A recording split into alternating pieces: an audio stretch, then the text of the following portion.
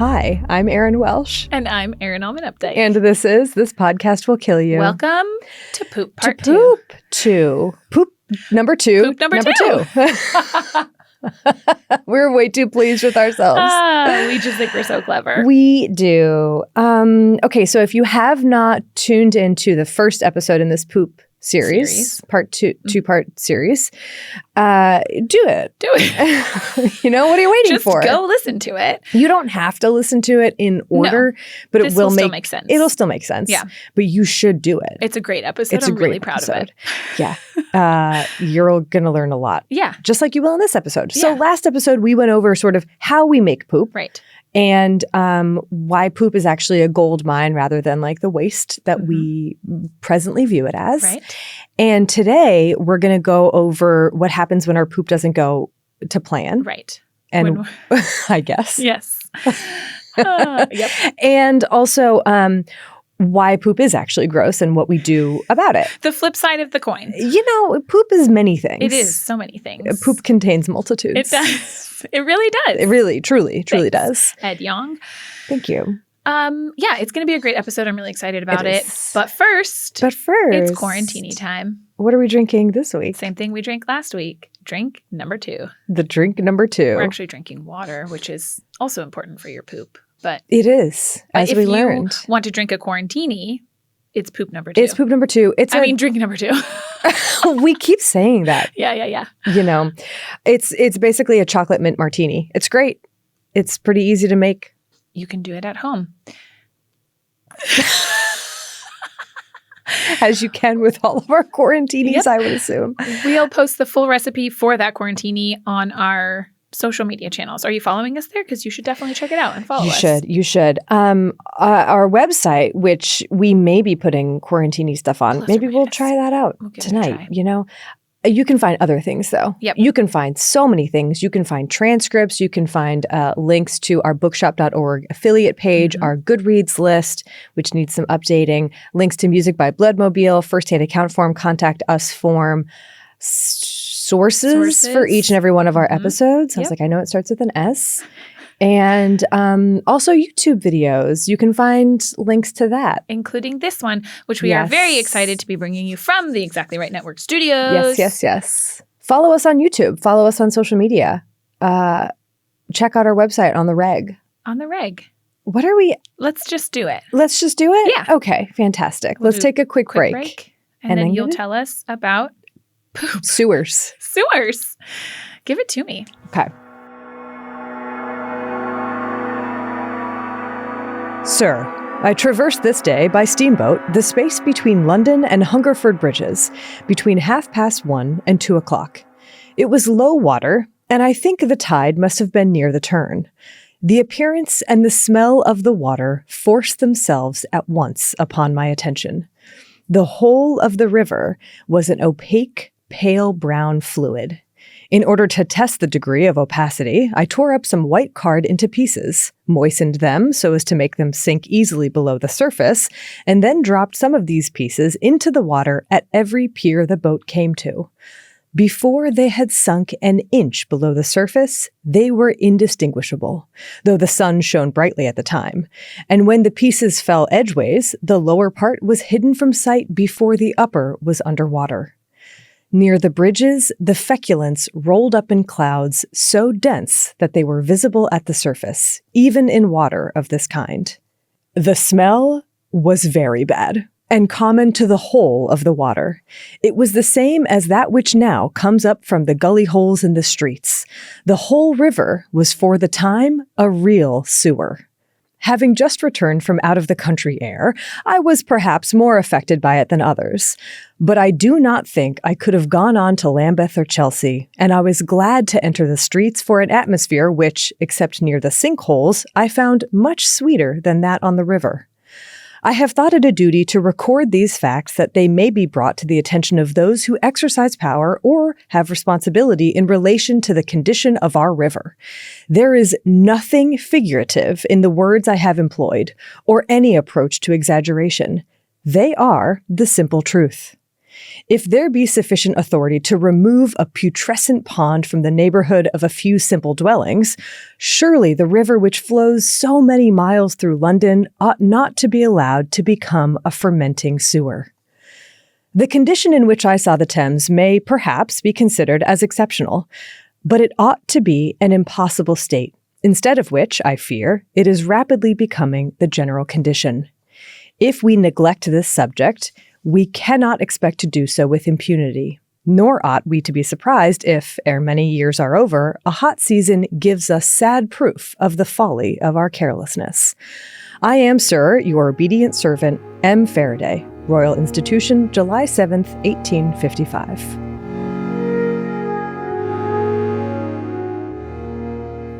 Poop is gross.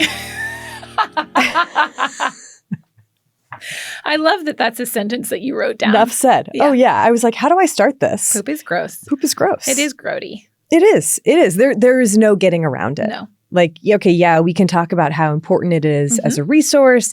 We can break it down into like what makes up poop. How do we make poop? Everyone poops. Pooping is not shameful. Yeah. No. I'm behind all that. Yeah. The fact remains, poop is gross. It's gross. It's gross. After all, it can contain pathogens, or it can signal your presence to a predator, or it can attract flies that lay eggs that hatch maggots. Speaking of which, if you are tuning in to the YouTube, we have maggot art We do. displayed. Yes, somewhere here. Yep. Anyway, yeah, you can see it. It's incredible. But maggots are also They're gross. also gross, You know, yeah. it's just, it is what it is. Poop, the disgust that poop evokes in us is probably evolutionarily ingrained because we don't want to be near it. You know, it's all, again, the pathogens, all that stuff. Yeah. And this aversion that we feel for poop, it's not new, right? It's not a product of our modern sanitation system or like a remnant of prudish Victorian sensibilities. That's good to know. It's, yeah, right. It's not just like, it is normal to feel disgusted by poop. Okay. Charles Darwin even called disgust one of the 6 universal emotions. Oh, that's so interesting. Yeah. And this disgust for poop, it's not specific to humans. Many animals go out of their way to avoid poop, like having designated latrines far away from their burrows or grazing only in areas uncontaminated by poop. This was a real issue in Australia after the poop cow poop the cow mounted. poop? Yeah, Okay. because they were like, I'm not eating 33 here. million tons, I Right. believe. Yeah. Yes. Every year. Yeah. Yeah. For much of human history, poop didn't pose too much of a logistical issue Okay. for humans, right? We were living in small groups. We were moving around a bunch. It was a simple matter to just like, the call of nature, and you just take a little step. You go away from the go river. away. You poop. Oh, actually, you didn't go away from the river really? necessarily. Oh, yeah. Okay. But it wouldn't have mattered all that much. Because you were going to move on. You were going to It move was on. someone else's problem. Yep. And that is how Giardia is everywhere. No. And now it's all of our problem. But yeah, so, and also in addition to like it not being a huge issue in terms of like having to constantly be around your own poop, you're moving on. And our poop was an essential part of that nutrient cycle and seed dispersal. You know, you eat some berries here, you walk for a while, you poop over there. Now you have you got a new berry plant. bush. Yeah. And then it was also not just seeds for, berry plants. It was also, we're providing material for decomposers. We're fertilizing the ground. It's the typical circle of poop like we talked about. Right. But then, of course, humans begin to live in larger groups and for longer periods. We developed agriculture. We bred livestock. We built permanent settlements and poop became a problem. Yeah. Okay. We used as much as we could to fertilize crops, aka night soil. We dug poop pits on the fringes of our settlements. We designated communal pooping areas. We pooped on riverbanks and near streams so that the water would wash the poo away and out of sight. Okay. But every fix proved to be a temporary one as human populations grew and grew. Pit toilets filled to the brim. Poop chutes didn't always extend to the cesspit that collected sewage. Sorry. A poop chute's a real thing? Is that a technical? I don't know. I was just imagining like a tube, Like what like they use for construction? Exactly. I always thought your poop chute was your butt. Well, yeah, I think that's But I synonymous. love Like the idea of a poop multiple meanings. chute. Like that was a thing that they really had. I mean, there were, I'll get into it. Okay, But yes, there were pipes, more or less, that, Okay. or they would be uncovered, essentially gutters. Gutters. Poop gutter, gutters. but poop chute just sounds better. I love it. Yeah. And then there were indoor chamber pots that required frequent emptying at locations not within a quiet or a quick walk. There were a lot of different ways that poop you turn your back and suddenly there's a massive pile of poop that you have to do. Of course. Yeah. It's just like laundry. Okay, so it is. I'm like, how does it accumulate? It is just like laundry. Okay, so to put the poop overload into perspective, let's consider Knossos, which is the largest city of the Minoan civilization, older than ancient Greece, located on the island of Crete.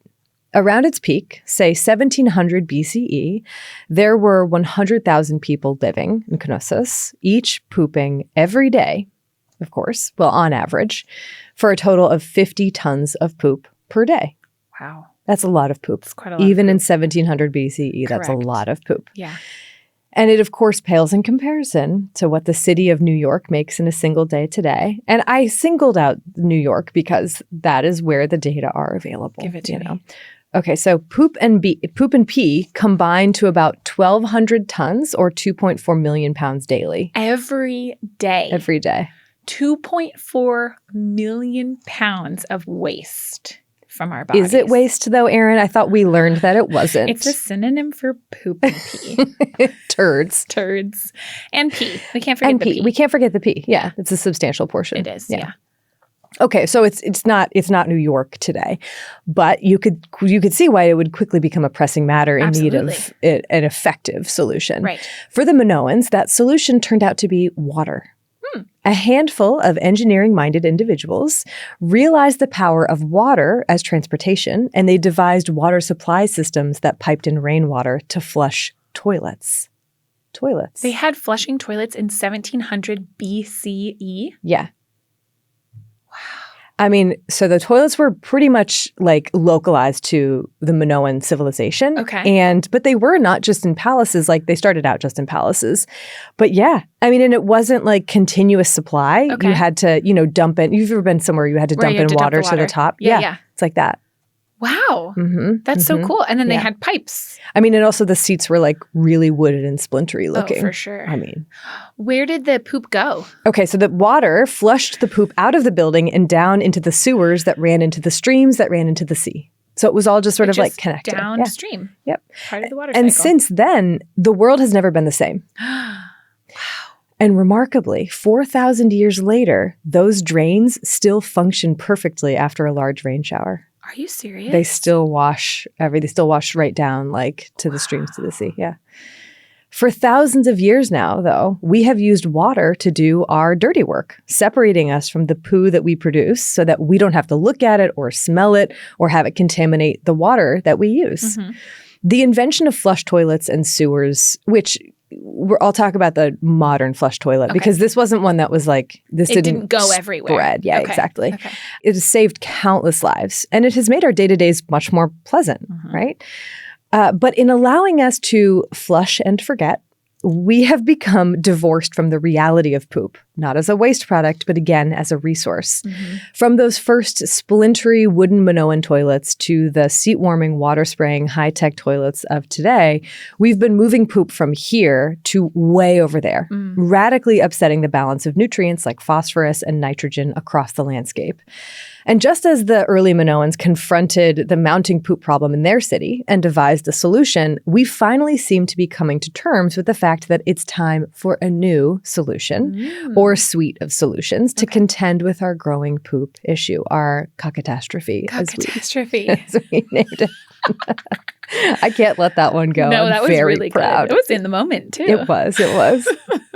We have proof of that. We didn't take a break and then edit that out to brainstorm. Now it sounds like we did, but we really didn't. So what I want to do now is take us through how we've dealt with our poo and pee and other liquid waste throughout history and how a change in how we think of and deal with poop is really the only path forward. Okay.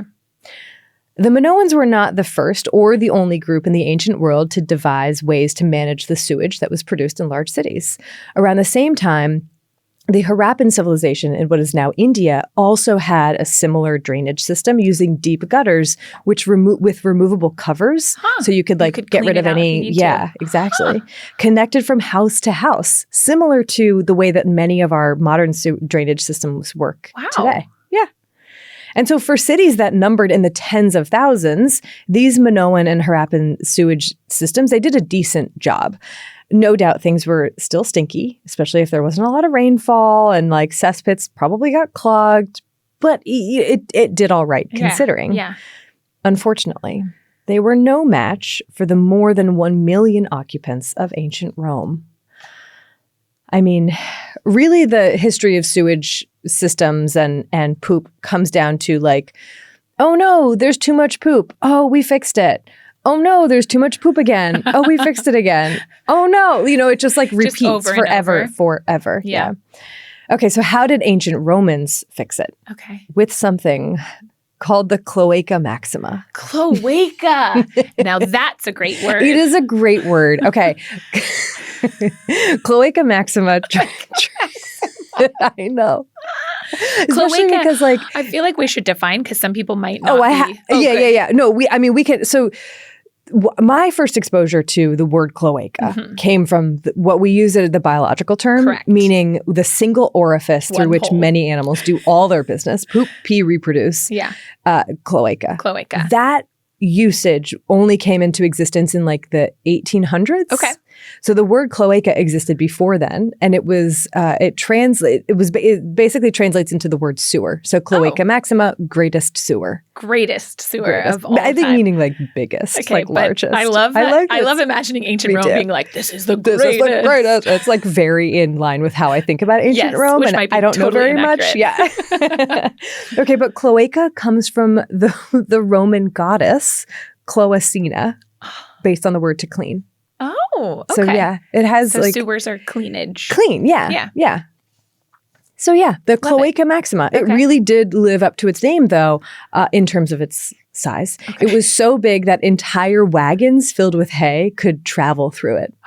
It was massive. So it's our storm drain, rivers that we have here in Southern California today. Yeah. Like those. You could take a boat, a small boat, throughout it. Wow. Isn't that amazing? But it was just for sewage. It was just for, no, actually. So every day it would handle millions of gallons of water, and 1 million pounds of poop probably flowed through the Cloaca Maxima every day. Mm-hmm. Something around there. Okay. But like our sewer systems of today, it was not created necessarily to just handle human waste. Okay. It was mostly to remove excess water during a rainstorm. And Rome was built on a swamp, basically. Oh, okay. It's the Houston of the ancient world. Okay. No. Of the ancient world. The Houston. Someone's going to get real mad about that. Houston is on a swamp. Yes, I know that. Okay. I'm just stating facts here. It's true.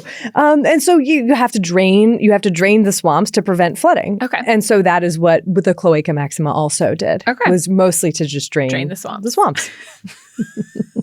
I don't know why this is so funny, but it is. It really is. But the Cloaca Maxima, I'm just going to say it as many times as possible, was an engineering marvel. And the Romans poured money into its construction and its upkeep. It was a real it's a real testament to how much they cared about sewage and sewer systems, is that the Cloaca Maxima, parts of it are still standing where many, many, many other buildings have fallen. But they were this is shall important. Stand. Yes. Okay, do you want to hear more about what the toilet experience might have been like for someone in ancient Rome? Of course. All right. So if you're wealthy, you would have your own private latrine in your big house, likely situated over a dugout pit, or you'd be like, no, I'm going to get a chamber pot and have someone just get that away from here. I don't want even this in my I'm going to pay someone house to do that. Okay. Yeah, pay someone nothing. Many wealthy citizens didn't want to connect their house to the Cloaca Maxima because the smell. It wasn't also there wasn't water piping continuously through. Okay. And so you kind of, it would have stunk. Things just would have hung out there, and then vermin. Yep. Yeah. It's, I get it. But they were really the only people to enjoy privacy while pooping, were the wealthy. Everyone else, it was a luxury for them. Public toilets were constructed, used almost exclusively by men. It was not a safe place for women. They were found throughout the city, paid for often by the wealthier citizens who wanted to avoid poop in the streets. And that happened all the time. Poop in the streets? Yeah. There are so many inscriptions warning people against pooping in this alley or against this building or whatever. So there's one found in Pompeii that warned, quote, defecator, watch out for what might happen to you. In an alley. In an alley. Yeah. Oh, stop pooping here. Defecator. Defecator. If you poop, That's you will be great cursed. diss, by the way. Yeah. We should call more people. But everyone is a defecators. defecator. That's true. It's what we, But know, to use it as a diss I know. feels intentional. It does. It does. Okay, so these public toilets were housed under a low ceiling with small windows. So like not a very pleasant, place to be. Okay. And they were essentially marble benches carved with rows of holes. Just was hole after hole after hole. No dividers between the holes. So close that you could hold hands, you could carry on a whispered conversation or make after-work plans with your pooping partner. Okay. People weren't really wearing pants. It was more like a toga vibe situation. As far as I read, I don't know how widespread togas were, if that's just like my image of ancient Rome. But you weren't totally exposed. So like you weren't dropping trow the way that you would be today. Yeah. Okay. And so for wiping your hiney, there were, which I love, hiney is another great word. For wiping your hiney, there were communal sea sponges on a stick. They were called tersorium or wiping thing. Yeah. So they just was like a few of them scattered about. I don't know the numer. Yeah, I don't know how many there were. Was there like water? Yes, there was a bucket of water. There was a gutter of clean water to clean the sponge in between uses. Okay, a sea sponge. That's actually genius. It is. Yeah. I mean, I love it. I don't know if I love it. It's the communal part that really gets to me. Yeah. Gets to me too. And whether there was hand washing. Probably not. It doesn't seem to be so. Who knows? You're like, let me check. Right. Yeah. Let me find it. But yeah. Okay. So the poop and pee would flow from these public toilets away into a sewer system where they eventually emptied into the river Tiber, which is also where people got their drinking and bathing water. Yep. The filth might have been out of sight, out of mind, but it didn't mean it wasn't an issue. There was waterborne illness all over the place. It was, based on descriptions, like it seemed pretty overrun with poop and pee. And there was a lot of like issues related to disease because of that. Yes. Okay, so moving on from ancient Rome, though. Throughout the medieval period and beyond, sewage construction in most of Europe was guided by the get this poop as far away from me as possible principle. Okay.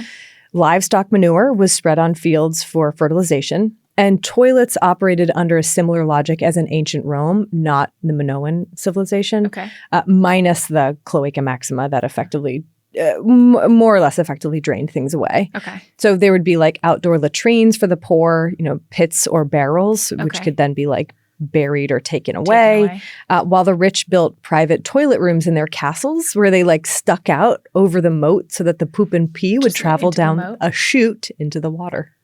A poop chute. Poop chute. That always makes me think of the Game of Thrones, the guy who died on the toilet. Anyways, it doesn't matter. But there was a guy who died on the toilet. He got shot with like an arrow in the toilet, and his toilet room was like way up and off away in the castle. Just was like historically accurate, despite it not being a historical show. Yeah. But no, I think that's what I'm sort of imagining. These little rooms, like just sort of cut out, and then like boop. Yeah. Okay. Cool. Into the surrounding moat. So like, it just would just be poop or in the moat. Just feeding horrible. the crocodiles or whatever. Feeding something, the carp and catfish. I don't know. And so that's where it would stay until like the rains grew heavy enough and then the currents could carry it away. Okay. So as European cities exploded in population, the situation grew dire and more dire. Yes, it does. Poop piled up. Multiple laws were passed. Like this is how bad the poop was, right? There were many laws in many countries about public pooping. They were trying to regulate how much poop there was on the streets. Okay. So for instance, in Berlin, a 1671 law was passed that instructed every peasant visiting St. Peter's Church to take a pile of poop away. It was a popular dumping ground. So if people you would, so many visit- people would poop there. It was like you need to take poop take with you you. got to when take you poop go. away. Yeah. Fascinating. I know. In 1531, a law in Paris required landlords to provide a latrine for every house. Wow. Not Mhm. until 1531. Yeah. Okay. Were the laws enforced? Uh, No. Many people did their business in chamber pots in their home, which they then emptied out of the window after a yelled warning. Like, look out below. Look out below. Yeah. The descriptions of people pooping everywhere in the streets or alleys and waste piled high, like there are many of them, but it's too much. Okay, for example, quote, "The Louvre was a mess. People defecated without restraint or attempt at secrecy in the courtyards, on the stairs and balconies, and behind doors, without hindrance from palace attendants. On August 8th, 1606, an order was given prohibiting any resident of the Palace of Saint-Germain from committing a nuisance therein. That same day, the king's son urinated against the wall of his room." End quote. So, like, people would just seem to be pooping everywhere. That is so fascinating to me. It is to me, too. I don't know how it does it. That's like, you just, I mean, I guess if you don't really have an alternative. Right. If you don't have an alternative, you got to Yeah. go. Nature calls. In nature calls. And so it's like, and the laws were not effective. And it just kind of course, the problem keeps growing. But keeping in the theme with one man's trash is another's treasure, Uh-huh. there was an entire occupation that sprung out from these soiled streets, the so-called nightmen. Oh. Mhm. Okay. And so, also known as scavengers, these nightmen would walk the streets at night. They would empty out chamber pots and public toilets to either sell to farmers or just dump in the countryside. They would be like, I will handle your waste. Poop. People had like signs on like carriages or like wagons that were like, I am the best at this. Like, I will make sure to do this. Yeah. And when transport became a challenge, like there was just too much to carry or whatever, they dug out big pits and they held the waste there. And this is when they began to experiment with different chemicals and other additives to dissipate the smell, or they would heat the night soil to desiccate it. But guess what happened, Erin? Something bad. I mean, kind of. Just populations keep growing. Yeah, there's and just the too poop much kept poop. growing, and the nightmen just couldn't keep up. Mm-hmm. And so the situation was again becoming dire. Fortunately, a hero was about to emerge. Who is it? Ajax, the first modern flushing toilet. Oh. It was invented by Sir John Harrington. Ajax was the name he gave it. Yeah. In England, 1584, after being sent away by the Queen, whom he offended with his poetry. It's a true story. Okay. Well, no one knows the exact details, but like I can imagine the gossip was just fierce. What did he say this time? Yeah. But he embarked on some home construction projects. And out of this creative retreat sprung the toilet. And it wasn't the first, like I mentioned, the Minoans and Harappans hold that title, but it did involve a more advanced flushing system with valves and a cistern, kind of like what we think of today, where it has that on top. And then, he named it Ajax and wrote an ode in its honor. And then the Queen, after getting over her irritation towards him, she visited, she tried it out, and she was like, I need one of these. Oh. So she had one built in her palace, home, castle, whatever it is. Over the next couple of centuries, the toilet underwent several technological improvements that made it more feasible to be installed in lots of homes. And soon, it was like, I need this. Right. I It's want like a this. standard part of your home. Mm-hmm. Its popularity was helped along by British plumber Thomas Crapper, who did not invent the toilet, nor give his name to a slang word for poop. Like Sorry. poop. But his name really was Thomas Crapper. Yeah. I know. But he did a great job at marketing it. Of he course. kind of helped to turn the toilet into a status symbol. Oh, wow. Everyone wanted one. Good for him. I want a Crapper. Mm-hmm. I mean, yeah. And guess what happened? People were so happy to flush and forget, and the problem of excess poop was solved for a very brief period of time. Oh, dear. What the toilet had effectively done was move those individual cesspits from the home to the rivers that supplied the city with water, making one giant cesspit out of it. The situation again grew dire. How dire, you might ask? Oh, dear. Let's go to London. 1858 for the Okay. full picture. Okay. That summer was unusually hot and dry, but any enjoyment of sunny weather was thwarted by the shocking stench that emanated from the Thames. I've mentioned the Great Stink of 1858 before in our typhoid fever episode, and I read a quote in that episode that I think is worth dredging up for this one. Give it to me. This is from a newspaper reporting on the Great Stink. Quote, for the first time in the history of men, the sewage of nearly 3 million people had been brought to seethe and ferment under a burning sun in one vast open cloaca lying in their midst. I remember this quote now because we made it into a reel. It was like one of our first reels that we ever made. I don't know why, it just kills me every time. Because it's the word Seethe and cloaca. ferment. And it's like, it is the word cloaca. Yeah. But it's also like poetic in a way. It is. It's beautiful and disgusting. Disgusting. It's really effective. It is. That is Great effective imagery. language right there. The Thames had been getting more disgusting for years, but the Great Stink really galvanized many Londoners. Something had to be done about this, not just because of the unpleasantness of having to breathe that vile air, but also because that air was thought to spread disease. Miasma was sort of the leading idea at the time, and it wasn't the air itself, but it certainly was the water, as John Snow revealed in his investigations of the London cholera outbreaks from a few years before, which was, of course, caused by the nasty and poorly functioning drainage systems in the city, those cholera outbreaks. So it took a few decades. I'm skipping over so much here in terms of like the history of sewage. But eventually a massive and intricate sewer system was built to manage London's waste. The project was spearheaded by visionary engineer Joseph Bazalgette, and the completed system, truly a modern marvel, still serves the city today. Wow. And there's a whole book about its design and Bazalgette and the Great Stink. If you'd like to learn more, it's on one of these shelves here. The London sewer system, which acted as inspiration for many other cities, it operates with the goal of using water to wash away the city's poop and liquid waste. And in the brainstorming phase of this design, several options were presented and dismissed before landing on this present layout. One of these ideas involved transporting the waste to farms in the surrounding countryside to use as fertilizer. The annual value of 4 million people's excrement, which is in the city of London, was estimated to be worth about 1.7 million pounds in the 1880s, which is 178 million pounds today. Oh, wow. In terms of fertilizer. Yep. But England, not seeing the tremendous worth of this substance, opted to flush it away. A strategy in keeping with the sentiment of past centuries that poop was waste and nothing more. And this sentiment wasn't universally shared, even across Europe.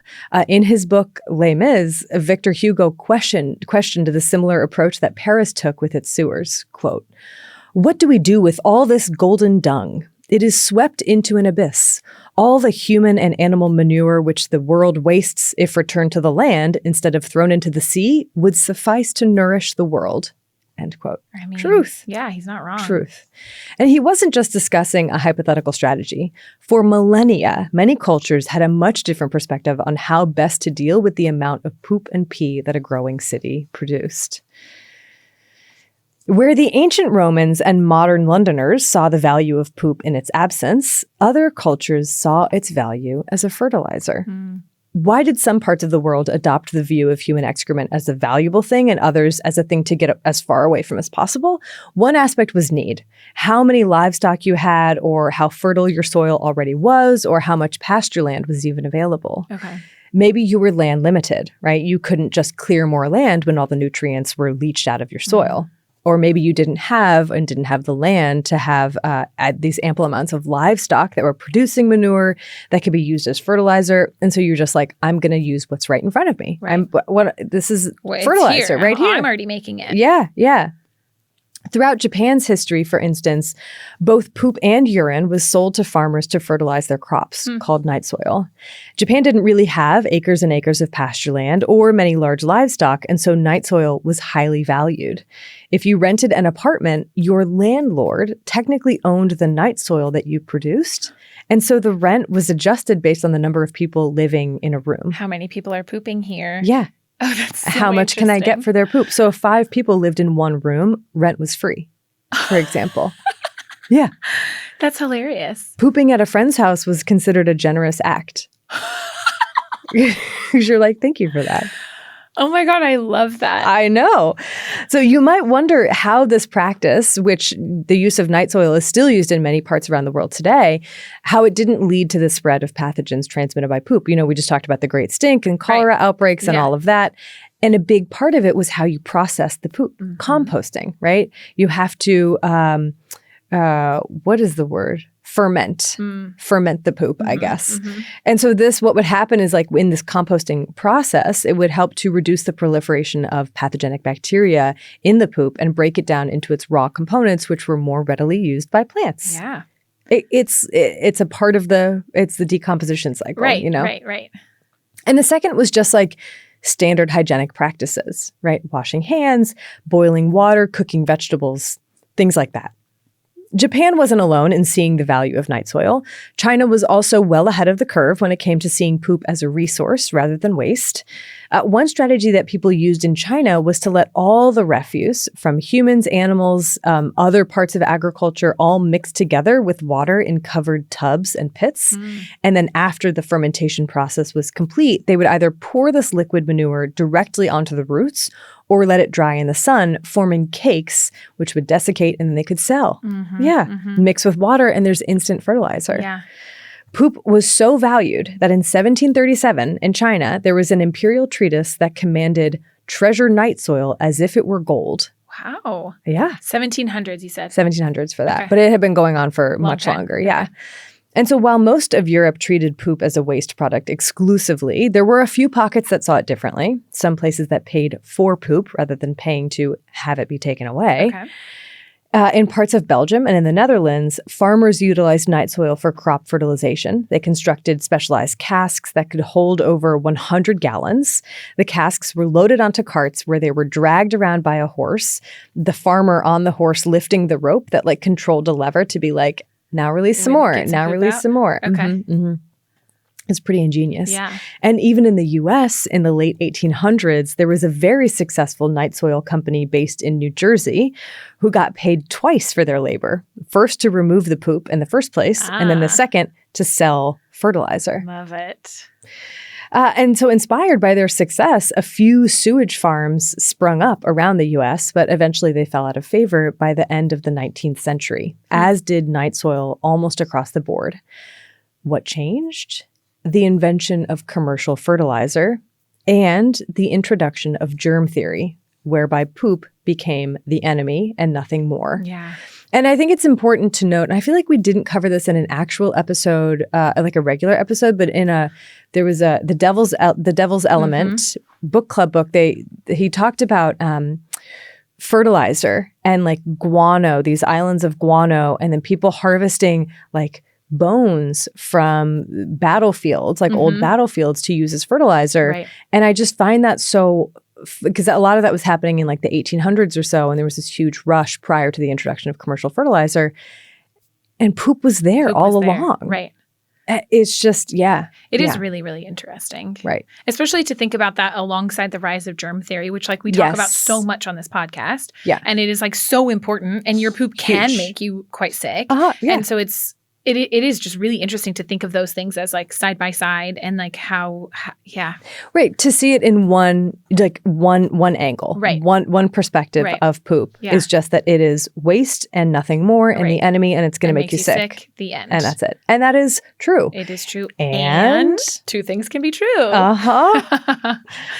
But when these things change, the introduction of commercial fertilizer and then germ theory, even places that had long used night soil, they kind of stopped. Like many places stopped. Commercial fertilizer took over in the 20th century, and that decree of treasure night soil if it were gold became a relic of the past. Poop was no longer a commodity. It was a thing to rid yourself of, a thing to fear. Okay. And today, most of the world is still stuck in that mentality, though really we should be following that 18th century decree. Because it is wild how much waste we let go to waste.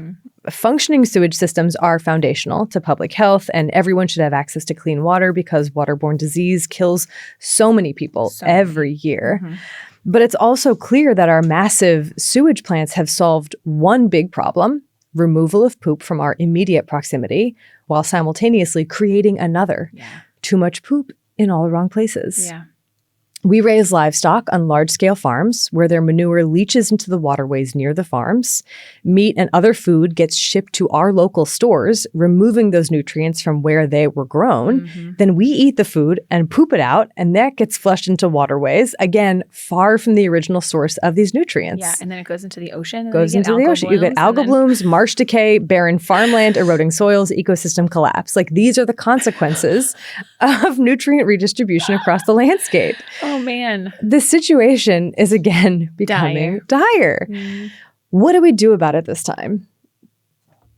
Do you have an answer? I don't have an answer personally, but there are so many people who are working on this problem from many, many different angles. They're designing more efficient toilets, revisiting the idea of sewage farms, transforming human waste into fuel or fertilizer, even just rebranding poop into something that's like not shameful. Props to the poop emoji for that one. It doesn't mean, it's really funny. It was like a very popular emoji. Oh, I love the poop emoji. It's a great emoji. Yeah. And it doesn't mean there are many people working on this, and it doesn't mean that we have everything under control right now, but we do have possible paths forward and a ton of amazing innovators that are dedicated to this work and really passionate about it. Poop is a valuable resource as a fertilizer, as a source of public health data. Like, wastewater can tell us what pathogens are currently circulating. Huge. And it's also a valuable resource on an individual level. Like, what does your poo say about you? Such a good question. Well, Erin, this is where I pose that question to you. So you can tell me all about what we can learn from our poop. Okay. So I ended last week's episode mostly just talking about what is typical when it comes to our poops, right? Yeah. Yeah.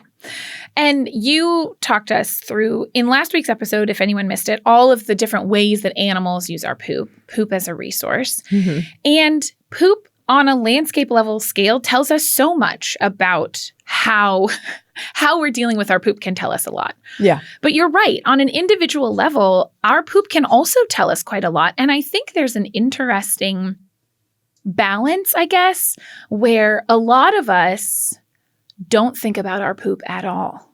Like, we poop and it's done. It is out of our mind. We're not worried about it. We're not looking at it. We're not thinking about it. We're just maybe trying to think about it as little as possible. Right. And there are also many people who maybe spend a little too much time thinking about their poops or worrying about their poops. Or, what is this one poop? Did I eat beets, or is this colon cancer? I mean, that's a reasonable question to ask after a beet. After a beet poop? After a beet poop, yeah. Unless it's beets. But it is true that our poops can tell us so much about our health. And a lot of times, changes in our bowel movements might actually be an indicator of an underlying disease. Though my point with today is not necessarily to make everyone worried about their poops. It's more just to kind of understand the spectrum, okay? Yes.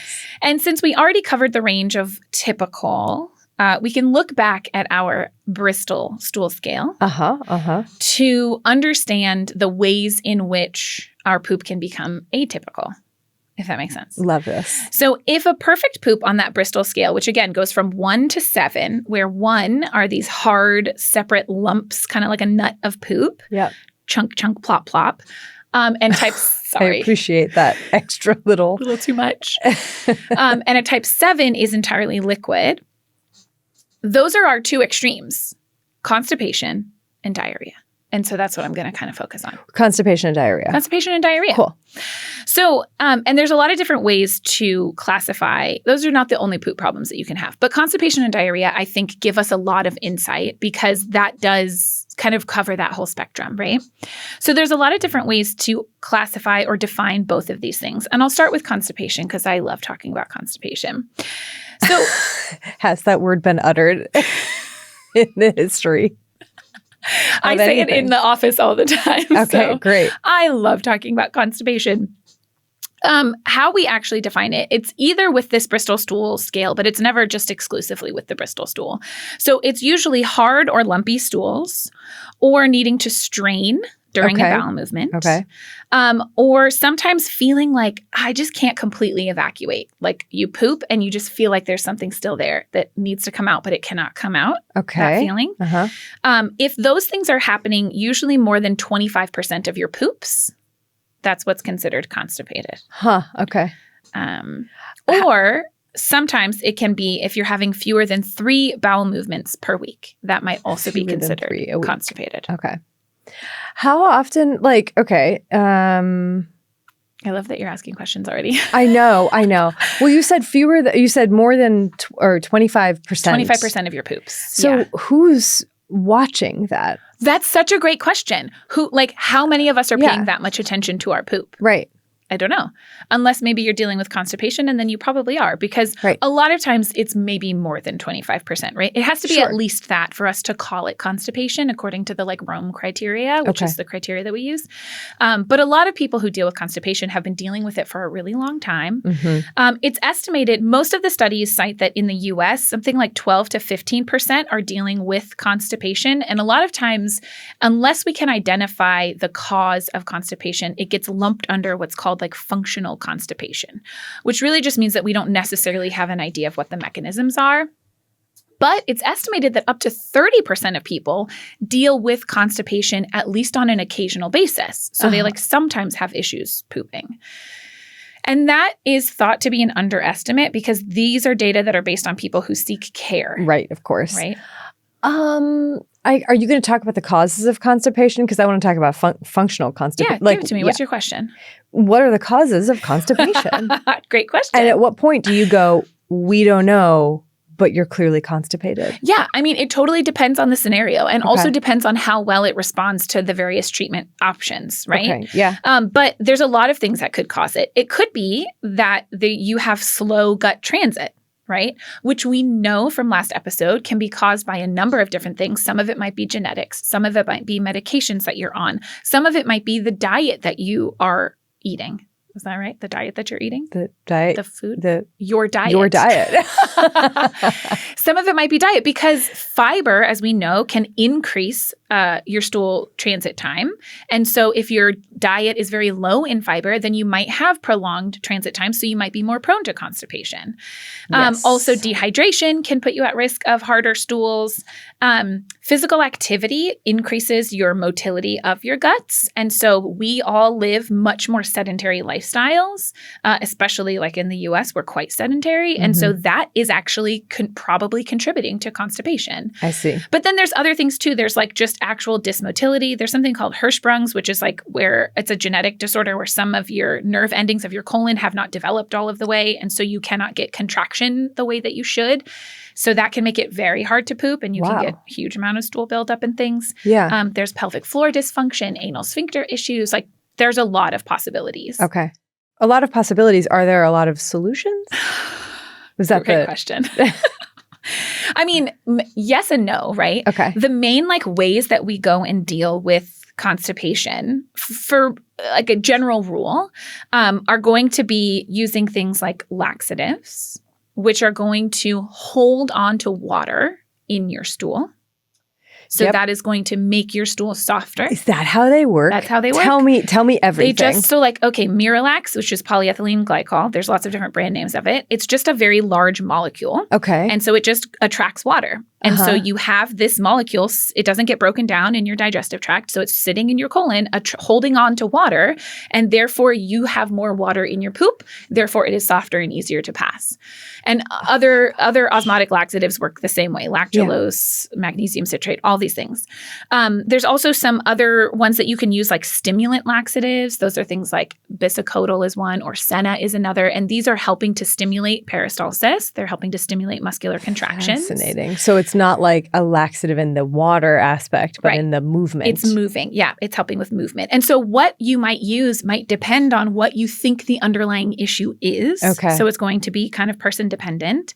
There's also stool softeners, but my favorite thing about stool softeners in medicine is that we use them all the time and there's no data that they work. Wait, What? Docusate is like one of the most commonly used things in hospitals, and like people like tell people to use it all the time. And there's like very little, if any, evidence that it's supposed to just like help make your stool more slippery is the idea. Like mucusy. I don't know, but it doesn't work. Okay, so when you say it doesn't work, do you mean that there have been studies that have found no effect, or there have been no studies? There have been studies that have had no effect. Yeah. Unlike osmotic laxatives and things, which do so work. why would you use a stool softener over a laxative? I don't know. I don't. Okay. Okay. But lots of people do. I don't know. It's thought to be less harsh. Okay. Right? Because it's not going to like grab onto a bunch of water and then like have you at risk of diarrhea or something quite as much, right? Yeah, where you can easily overdo it with some laxatives. So you could end up with electrolyte imbalances if you overdo it on laxatives, things like that. But realistically, I don't know because I don't. But what about the like prep for a colonoscopy? it's basically a huge jug of polyethylene glycol, or sometimes we use sodium-based ones too. So like other electrolyte So you ones. don't yeah. Yeah. Okay. But yeah, that's basically what it is. Just like a huge jug of it. Wow. Chug, chug, chug with a lot of water because you're going to be pooping out a lot of water. I know. Isn't that fun? Yeah. It's great. Fun. Yeah. Fun. That's exactly the word that I would use. Yeah. But so that's like, I mean, that's most of the ways that we and there's other newer medicines too. Like there's a lot of newer medicines that have mechanisms that I'm not going to get into because I'm not as familiar with it. But there's a lot of, because constipation is such an issue, there are a lot of interest in new ways to help deal with constipation when these are not effective. This is like go to first line, try it out. If it's not working, you need to see a specialist kind of a thing. Okay. Question about constipation and treatments. The like polyethylene glycol, et ceteras of the world, are those for acute relief, or is the more like chronic relief fiber? Yes. It's yes and. Okay. Do you want to talk about fiber? I could skip. We keep your notes the way you want them to keep. Let's talk about fiber. Great. I'm always down to talk about fiber. I know, me too. Okay, so yes, laxatives, stool softeners, motility agents, these are things that are going to help treat constipation. Yes. What if you are constipated? Fiber does not necessarily treat constipation, but it can help prevent constipation. Right. Okay. Because like we talked about last episode, it's holding on to water in your stool. And so it is hugely beneficial in increasing transit time and in making your stool softer and in providing that bulking agent. And there's two major divisions of fiber. There's soluble fibers, which is like psyllium husk, oats, pectins. And then there's insoluble fibers, which is like wheat bran, cellulose, lots of the things that are in our fruits and veggies and things. Oh, I can't believe we're getting to talk about insoluble and soluble fiber. Isn't it fun? I'm so excited. Yeah. And most of if you're getting your fiber from food sources and not from like a fiber drink that you're mixing, then you're getting a combination of soluble and insoluble fibers in most of the foods that you're eating. And then there's also some of the fibers are like fermentable. And I talked a little bit about this last episode.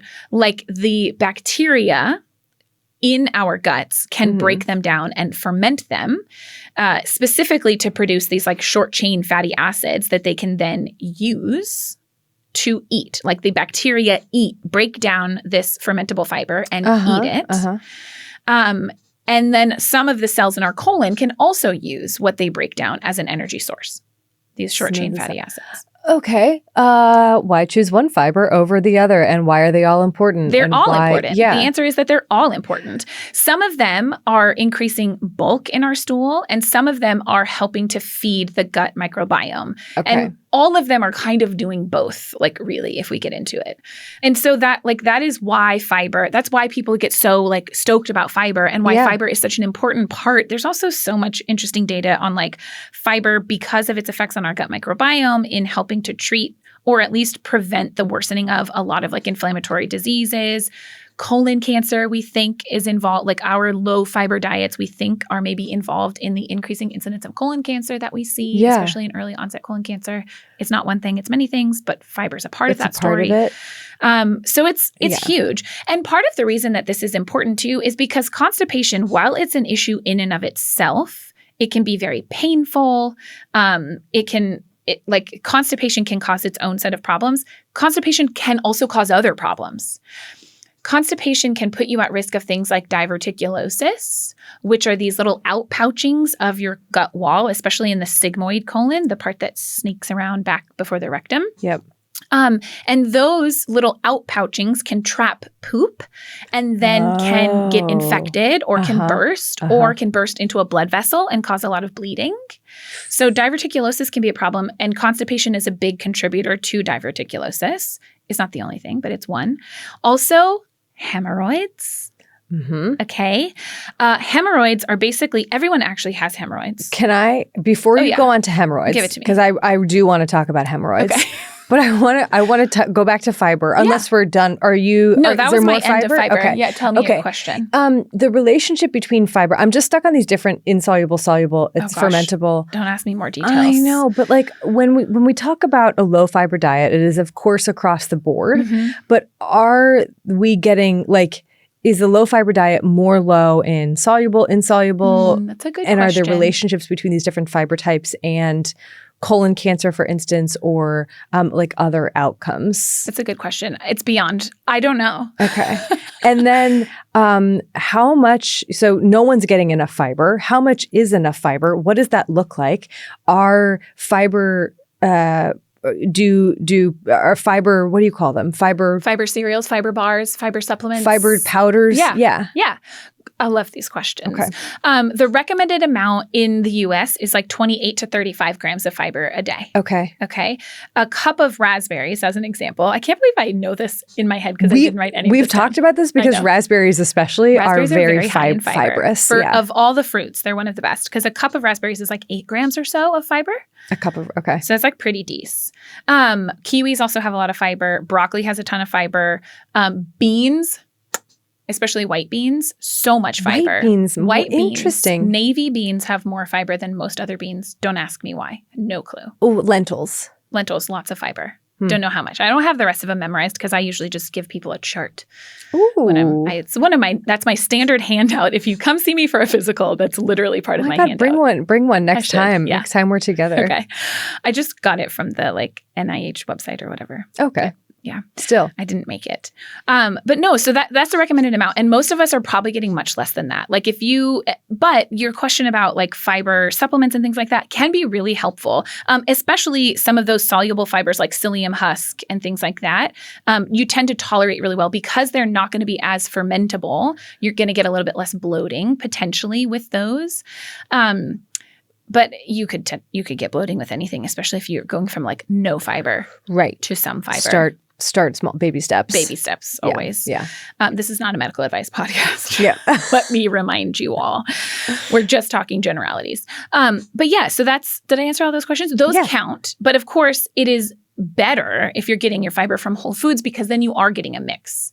And I don't know the answer as to like what percentage should be this or that. And like there's probably people who are doing those studies to kind of really look into it. Yeah. But I don't know the answer to that. I know. And this, like, we haven't said this yet, which I'm shocked that we haven't said this, but there are so many other topics that are related to poop. Yes. That we will cover. There's so many that I'm like, I will say this word and then we need to do a whole episode on it. Colon cancer.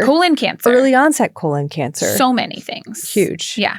Diverticulosis. Speaking of hemorrhoids. So this could be a whole episode. Oh my God. It would be a really fun I want to episode. know about I was thinking about the development of laxatives. Oh, interesting. Right? Okay, so we should do a whole episode. And then episode also the development of something. Hemorrhoid cream whether it is true that you should put it under your eye for puffiness. I feel like that was something in Miss Congeniality. Really? Is where I learned that. I mean, it's just like a low potency steroid usually. Anyways, we're getting off the point. Listen. Hemorrhoids. Everyone has hemorrhoids. They're just collections of blood vessels that are in your rectum and your anus. So they function like cushions, basically, that help keep your anal canal closed because we want it closed most of the time. They help soften the transitive poop. So your poop has like doo-doo. Think of it as like boinging off. Like a little pinball machine, boop, like boop, a pinball boop, gently game? off. Okay. But they also, they are basically collections of blood vessels. And because they are venous vessels, like they're veins, not arteries, our veins can get swollen. And as they get swollen, they can sometimes burst open and bleed. either in small amounts or sometimes in larger amounts.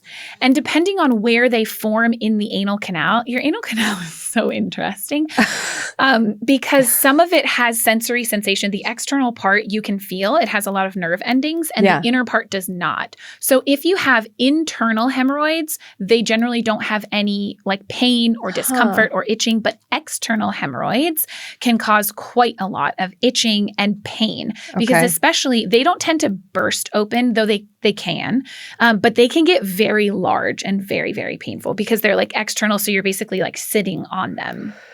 So those can be quite painful, like little water balloons filled with blood, basically, right around your anal opening. And so you are at higher risk for those with constipation, like big, big, big time. Because it is all of that increased pressure and the straining to poop really puts a lot of pressure on that anal canal. And so it really increases the pressure in those veins. So then blood pools up in there. I'm thinking of, as someone who listens to a lot of like books on tape and in my car and when I'm running and walking the dog, and when someone gets in the car with me and I have like, like a colorful scene in one of my books, and I'm imagining of all of our episodes, someone is playing this and they walk in. This and they're like, I don't know, brother-in-law gets in the car and he's like, what exactly? They have it on the Bluetooth speaker. Yeah. This is one to share with your family. Please do. Because I'll keep going to tell you about anal fissures, which are another consequence of constipation. Not related to hemorrhoids. Not directly related, except that they're both like an anal disease, basically. Yeah. But anal fissures are also this increased pressure sitting constipation issue. They're just teeny tiny little like paper cuts almost in the skin of the anus. And so they're super, super painful. Yeah. So treatment for that is really to like avoid constipation. And sometimes you need surgeries and things like that to kind of help treat those. Okay. So constipation's a big deal, right? Because it can be a problem in and of itself, and it can cause all of these other problems. There's something called stercoral colitis. We won't even get there because it's quite extreme. But on the other end, now I'm like, what is it? After that. Okay. On the other end of the spectrum is diarrhea. Yes. And we've talked a lot about diarrhea. I spent more time on constipation because we don't ever really cover it on the podcast. Yeah. But we've talked quite a lot about diarrhea. You define acute diarrhea as like 3 loose or watery stools in 24 hours. As my kid will tell you. I only had 2, so it's not diarrhea. They're well trained. But chronic diarrhea we define as loose or watery stools, similar to constipation, in at least 25% of your stools, lasting for at least 3 weeks. Okay. That would call chronic diarrhea. Yeah. And one of the biggest issues with diarrhea is that you're getting a lot of water loss with it. Right. And diarrheal poops tend to be not only higher in water content, they also tend to be higher in protein content.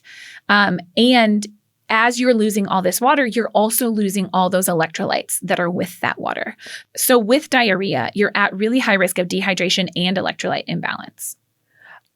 Protein. Yeah, because things are just not getting digested and broken down all the way. So fats too, depending on the type of diarrhea.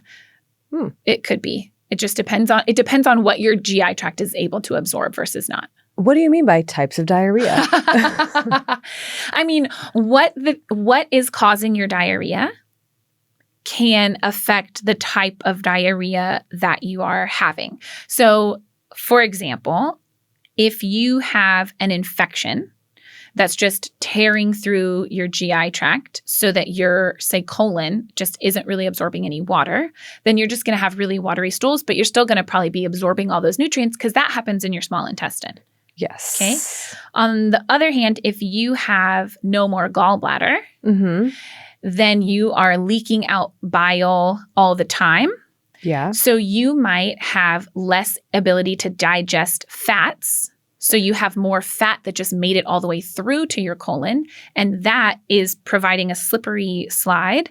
Then you might have diarrhea that is more fatty and is floaty fatty. But there's lots of ranges of diarrhea. Okay. And like you were talking about, there's lots of ranges of smells of diarrhea. There's some people who are like, I can smell a C. diff diarrhea versus not. Yeah. So is it infectious? Is it not? Is it chronic diarrhea? Is it more of an acute diarrhea? All of them, though, can put you at risk of things like electrolyte imbalance and dehydration and all of that. Chronic diarrhea. Okay. Yeah. And prevalence rates, when it comes to diarrhea, I don't have like a one statistic like we do for constipation because they range hugely. Right. And we've talked so much on this podcast about acute infectious diarrhea, especially in low and middle income countries. How many kids die from diarrhea every year is in the millions. It's very depressing. But even in high income countries, it's estimated that chronic diarrhea, the prevalence can range from like 3 to 8%, which is not a small amount of people. No. So there's a lot of different things that can cause both constipation and diarrhea. But one that I want to kind of talk about because it can actually cause both is IBS. Yeah. Okay. Okay. Yeah. And again, this probably deserves its whole own episode. It does. We need to do one. Yeah, we do. Please don't take this as we're just going to throw this in. No. Yeah. But I can't do a whole 2 episodes about poop and not talk about IBS. Of course not. Especially about problematic poops, because talk about the poster child of problematic pooping. Yeah. It's IBS. So IBS, or irritable bowel syndrome, not the same thing, by the way, as IBD, or inflammatory bowel disease. Right. Which very commonly causes diarrhea, especially bloody diarrhea, and is an autoimmune disease and inflammatory and a huge problem. Yeah. IBS is not that. It used to be like a diagnosis of exclusion, but it's not anymore. Oh, interesting. Okay. Now it's very much like you should positively diagnose this as IBS. What are the criteria? Well, they can range a little bit, but the core criteria are recurrent cramping abdominal pain. Okay. So you get cramping pain, and then changes in stool frequency or consistency. And this is where it can range. Some people have what's called IBS-C, which is IBS with constipation. Some people have IBS-D, which is IBS with diarrhea. And some people have mixed. CD. CDM, we call it, though. Oh. Mixed. Because you have both either constipation or diarrhea, but you're having these changes in your stool frequency, like I'm having to poop all the time all of a sudden. Okay. Or consistency, where like I was having like a Bristol 3 or 4 and now I'm a 7. Okay. I'm just so confused about changes in. Yeah. Because that implies a time period. Yes. This has to be for at least 3 months. And it has to be happening at least 3 times a week. 3 times a week is the criteria. Is the D or C. Is the M. changes in your stool. Yeah. So like what is and it's associated with this cramping. So you're having this pain. You're having the cramping. And then you have either a constipated poop or a diarrheal poop or one or the other. And it's happening for 3 months, you said? Yeah. Yeah. Okay. And we still do not understand IBS. It's deserving of its whole own episode, but we are pretty sure that it is, at least in part, a disorder of the gut-brain axis, which is just so interesting and fascinating to me. I know. I mean, the phrase itself is really compelling. It is. And what's underneath the surface? We don't know. Great question. But yeah, so it's basically like your guts and your brain are not talking to each other the way that they should. Yeah. Your neurotransmitters are probably involved. Serotonin, you have more of it in your gut than you do in your brain, etc. Yep. But then you also see with this intestinal dysmotility. So whether that is your guts are going too fast, and so you're just pooping your brains out because you're not absorbing things because they're moving too quickly, or you're going really slow and that's why you're constipated. And this is really interesting, visceral hypersensitivity. And that's where you get this pain. So viscera is like your guts, and hypersensitive meaning that your nerve endings are feeling more pain than they should. Interesting. So because we've talked about hypersensitivity before. When? I don't remember. Endometriosis, maybe? Maybe. Yeah. And so it's the same sort of thing. It's like those pathways have been carved out. And so like it's like a superhighway to pain. Yeah, exactly. Okay. Exactly. But so there's a lot of research being done in IBS. There are a lot of new medications, especially to treat like IBS with constipation. There's medicines that are specific for that. Same thing with IBS with diarrhea. So like there's a lot of research. But there's also a lot of people who just like suffer with either constipation or diarrhea, and they're looking for ways to manage it. And so they turn to things like fiber or prebiotics, which are all the rage right now, which is usually just fiber. Really? Yeah. They just market it in a weird and different way. Prebiotic. Prebiotics. That's what they're. Okay. And then probiotics is the other one. Ah. So let's talk a little bit more about probiotics, because again, Love we can't talk about this. poop and not talk about probiotics. Can't. It's not. I think the last time we talked about probiotics was in our C. diff episode. Sure. I don't remember. I believe you. Honestly, though, that was a long time ago, that episode, and I'm not sure that we have that much more data than we did way back then. People use probiotics, and they will recommend that you take probiotics for anything from diarrhea to constipation to bloating, right? There's very little data that show that there is a benefit to probiotics depending on the certain circumstance that you're using them for. Tell me about those circumstances. Well, most of the data is on antibiotic-associated diarrhea, or like after you use antibiotics, or you're using antibiotics for something like C. diff. And even then, the data is really, really mixed. The biggest issue is that there's huge heterogeneity in how each of these studies are conducted. And who's conducting them? Who's conducting them? Mostly it's like people who are making supplements or yogurt or something. So there's that issue. Right. But there's also just huge heterogeneity in like which bacterial strains are they actually using in this study?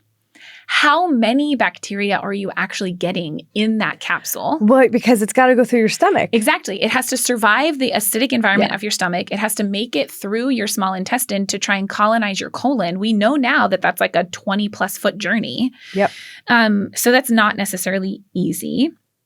There's also a huge issue with the fact that in the US, there's absolutely no regulation on these things. Because probiotics are regulated as supplements, see our supplement episode for so much more. Yeah. Or they're sometimes classified as a food product, right? If it's like a yogurt or a yogurt drink or something like that. So we don't have really any data on how much live bacteria are even in your gummy or your capsule or your juice drink, how much of those will survive, or if that particular strain is necessarily beneficial for you in your specific clinical scenario. I know.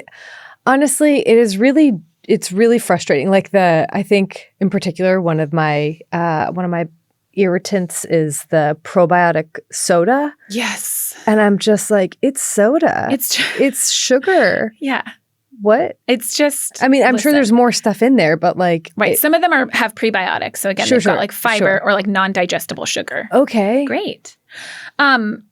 The other issue, too, is that we have some data on a few species. We've got some decent data on bifidobacterium that at least it's probably not harmful, on a few species of lactobacillus that, again, they are good colonizers and they're not harmful, and Saccharomyces, which is actually a yeast. Right. But that's just like 3 and like a couple species of lactobacillus, right? So we're talking a handful of species out of the thousands that colonize our guts. Like, we don't know what we're doing when it comes to probiotics. We don't. So there are people who say, well, taking 1 or 2 species is never going to be enough. It's never going to do the thing that you need it to do. What we need is a fecal transplant, Erin. Okay. Before we talk about fecal transplants, I feel like every time we end up talking about the microbiome, we did it more recently, Erin, and I don't remember what it was. We're always like, the hype is overrated. And the hype is not overrated for the microbiome itself. No. It is for our understanding of it. Correct. And how we are able to manage and optimize it. Yes. Because we just aren't there yet. Right. Maybe we will be, but we're not there. No, not even close. But we are agree. there with fecal transplants. Are we there with fecal transplants? Are we? No. Question mark. We're not. But fecal transplants are essentially like that. That is one of the answers, right? It's like, well, okay, giving someone just some lactobacillus or lactobacillus and bifidobacterium, like 2 little bacteria, is that going to change the entire architecture of their gut microbiome? Probably not, right? Yeah. But hitting them with someone else's entire gut microbiome might. And that's the idea behind fecal microbiota transplant, or FMT. This is a huge field of research. I will not do it justice. However, the idea is basically that you take a microbial community from a healthy person's guts, someone with Bristol 3 or 4s all the time. Beautiful poops. No bloating. Just exceptional. Love it all the time. Yeah. And you give it to a person with some kind of gut disease. You give them some of their poop. Because in that poop, again, 50% of the biomass of their poop is bacteria. You can do this a few different ways. You can instill the poop into somebody via colonoscopy from the bottom, or an NG tube from the top because you wouldn't want to just eat it because that's gross. But you could make it into pellets. Yeah. And then you could take it as a capsule. You can freeze dry them or you can freeze them, either way. There is so much research being done on this. It is used clinically already, but only in one scenario so far outside of the research sphere as of recording. So there is a FDA-approved treatment here in the U.S. for recurrent C. diff infection that is an FMT. Dun, dun, dun, dun. Dun, dun, dun, dun. There's 2 approved products. One of them is given via an enema suspension. Right. And the other one is oral capsules, which is just really exciting because that's so much more palatable to people. Yeah. And also like lower barrier to entry because you don't have to go into the office. You don't have to do it in clinic, etc. You could just boop. Exactly. You just pop it in your mouth. Yeah. Pop it in. Swallow it down. So it's a very exciting area of research, but that's all that I really have about it because there's a lot of people who are wanting to use it for treatment of IBD. There's some really promising research in that area. There's some promising research on it for IBS even, which I think is very exciting. But that's all that I really have about that. I mean, we could do another whole. I know that in our C. diff episode, we did like a big segment on FMTs. Shout out to Dr. Majdi Osman, who we had on the pod. Great. But I think that we could do a whole like update episode on it because I also want to know like, okay, people who got a fecal transplant 5 years ago. How are they doing now? What is their poop like today? Yeah. Do they have the same microbes that they were, laced with in that first FMT? Certainly not, I would think. That there's some turnover. Oh, I'm sure there's turnover, but I mean, like, how much does the community? Core community? Yeah. Oh, it's so interesting, Erin. I know. There's just so much, I think, about our guts and our poop that is exciting. I know, but it's very true, and I feel like it has been a field of like taboo to talk about or to be excited about or be like it's really interesting or anything like that, and so it's discouraged interest in this really promising poop is field. Gross, right? But it's also awesome. Yeah. I love it. That's pretty much the end of what I got, Erin. Poop is gross. It is awesome. We love it. We love it. There's more to it. We'll wash our hands after we poop. And we will certainly do that. Should we tell the people where they can read more about fun poop stuff? Fun poop stuff. There is so much more when it comes to the history of sewers, and B, what people are doing about solving the poop problem. I'm excited about that. So there's a book by Lena Zeldovich, who if I interviewed for a book club episode earlier this year about phage therapy. Yeah. But her earlier book is called The Other Dark Matter, The Science and Business of Turning Waste into Wealth and Health. I love that. Really fascinating. Then by Stephen Halliday, The Great Stink of London, Sir Joseph Bazalgette and the Cleansing of the Victoria Metropolis. And then another book by him as well, but it's like an illustrated coffee table book for sewers. And it's called An Underground Guide to Sewers, or Down, Through, and Out in Paris, London, New York. I love that. And it's here. It is honestly beautiful and really fun. It is gorgeous. And I loved it. Yeah. It was great. I also actually had a book for this one. I never have books. That. But I did enjoy by Dr. Fong. It's called Constipation Nation. I love which is such a good title. Great title. I really did enjoy that book. I rarely read entire books, and I actually read that whole entire thing. So that's how you know it was good. And that there's like a lot more detail on constipation. I think there's even like treat your constipation smoothies at the end, which is hilarious to me. But then I also loved, this is where I have the citation for the paper we actually mentioned last episode. Oh, yeah. About how it takes only 12 seconds to poop. Because I didn't even get into like, we spend so much time on the toilet. I mean, and that's related to hemorrhoids and that's related to... There was a 2025 paper that was like, if you spend time on the phone, you're at higher risk of hemorrhoids. And I was like, there's so much to this. Let's keep going. We got to do a hemorrhoid episode. Anyways, that paper was from 2017. It was called The Hydrodynamics of Defecation, published in Soft Matter. Soft Matter. And then I've got several papers on like the global prevalence of constipation, on FMT. I also have some more data on, because we didn't get deep into this, but on colon cancer rates. And we're going to talk more about colon cancer later this season. So you can find all of it on our website, thispodcastwillkillyou.com, under the episodes tab. You can. Thank you to Bloodmobile for providing the music for this episode and all of our episodes. Thank you to everyone here at the Exactly Right Studios. Yes, thank you. And Tom and Liana and Brent and Pete and everyone who's involved in making this podcast possible. Heck yeah. A big thank you to our listeners who listen or watch or read the transcripts, even anyone, who somehow enjoys or, just partakes in this podcast. You don't even have to enjoy it. Thank you. Thank you. You've helped us out. As always, thank you also to our patrons. Your support really, really does mean the world to us. So we really appreciate it. Yes. Thank you. Thank you. Well, until next time, wash your hands. You filthy animals.